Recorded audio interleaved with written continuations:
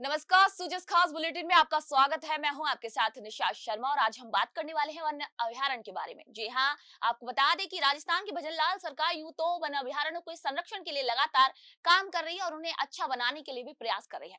लेकिन आज आपको बताने वाले हैं कि वन अभयारण्य से एक बड़ी खुशखबरी सामने आई है, जहाँ रणथंभौर अभयारण्य में 2 शावकों ने और सरिस्का में 3 और नाहरगढ़ में 5 नन्हे शावकों ने जन्म लिया है। आइए आपको दिखाते हैं इस खास रिपोर्ट को।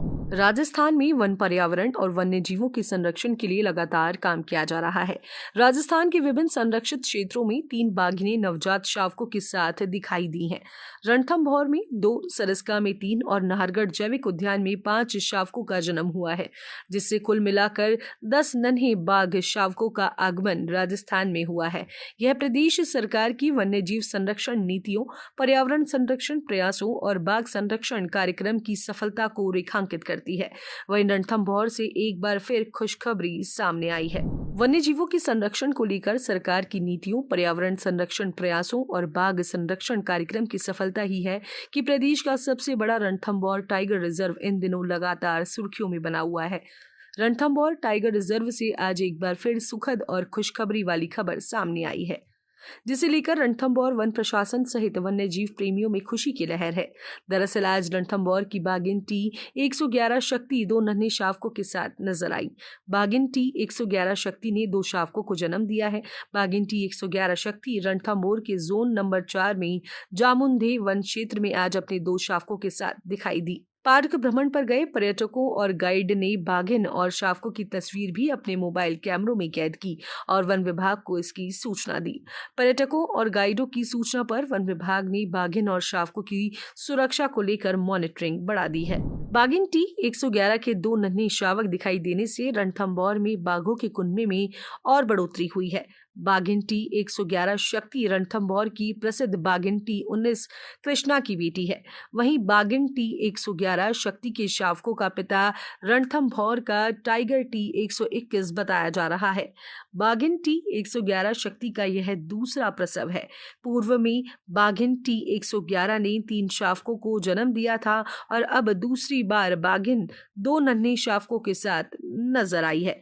बाघिन के नन्हे शावकों के साथ होने की सूचना के बाद विभाग ने बाघिन के आसपास सुरक्षा और बढ़ा दी है और वन विभाग की टीम बाघिन और नन्हे शावकों की मॉनिटरिंग में जुट गई है।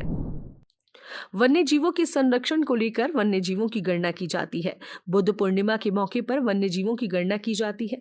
डूंगरपुर जिले में वन विभाग की ओर से 12 मई बुद्ध पूर्णिमा के मौके पर प्राकृतिक और कृत्रिम वाटर पॉइंट पर वन्य जीवों की गणना की जाएगी। इधर वन्य जीव गणना को लेकर वन विभाग की ओर से शहर के एक होटल में प्रशिक्षण आयोजित किया गया, जिसमें वन कर्मियों को वन्य जीवों की विभिन्न प्रजातियां और उनके व्यवहार की जानकारी देते हुए गणना के दौरान बरती जाने वाली सावधानियों के बारे में बताया गया। डूंगरपुर शहर के एक होटल में आयोजित वन्य जीव गणना प्रशिक्षण में सीसीएफ उदयपुर डॉक्टर सुनील चिद्री, डूंगरपुर उप वन संरक्षक श्री रंगा स्वामी, एसीएफ गौतम मीणा और वन्य जीव विशेषज्ञ डॉक्टर सतीश शर्मा सहित वन कर्मी शामिल हुए। प्रशिक्षण में सभी ने वन्य जीव गणना की प्रक्रिया संबंधित आवश्यक जानकारी दी।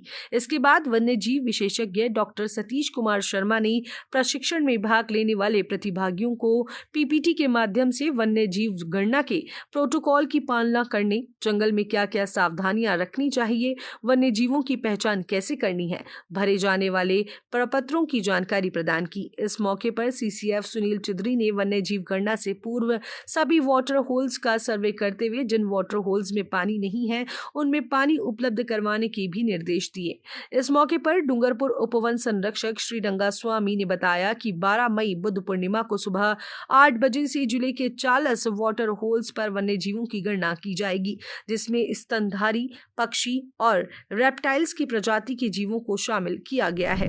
वन्य जीवों के संरक्षण को लेकर सरकार की नीतियों, पर्यावरण संरक्षण प्रयासों और बाघ संरक्षण कार्यक्रम की सफलता के कारण प्रदेश में लगातार बाघों को लेकर खुशखबरी सामने आ रही है। बाघों की बढ़ती आबादी और वन्य जीवों के उचित संरक्षण को लेकर वन्य जीव प्रेमियों में खुशी नजर आ रही है। तो सुजस खास बुलेटिन में फिलहाल के लिए इतना ही। फिर आप सभी से मुलाकात होगी नई खबर और नई जानकारी के साथ। तो तब तक के लिए नमस्कार।